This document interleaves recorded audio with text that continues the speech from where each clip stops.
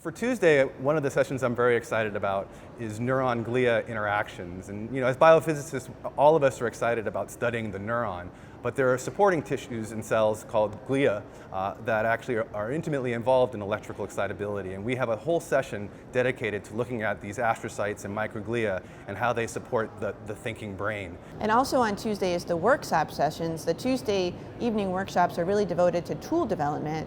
Two of the workshops that I'm excited about are the simulation strategies for large scales. So as computers get more powerful and our interest in more complex systems grows increasingly, we need to develop computational strategies to be able to monitor and modulate and observe these larger, more complex systems. The second workshop I'd like to focus on Tuesday is the quantitative biosensors. So one of the real issues about biophysics moving increasingly more in vivo is we just don't have the tools available to be able to monitor the individual biomolecules that we'd like to track in the cell. The one Tuesday night workshop that I'm looking forward to is chemical biology tools for biophysicists.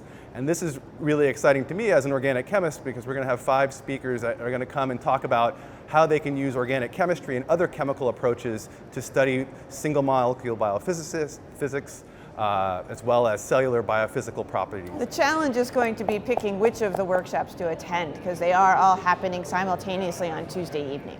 So the last day of the meeting on Wednesday, I want to highlight one session in particular, and that's shapeshifting proteins.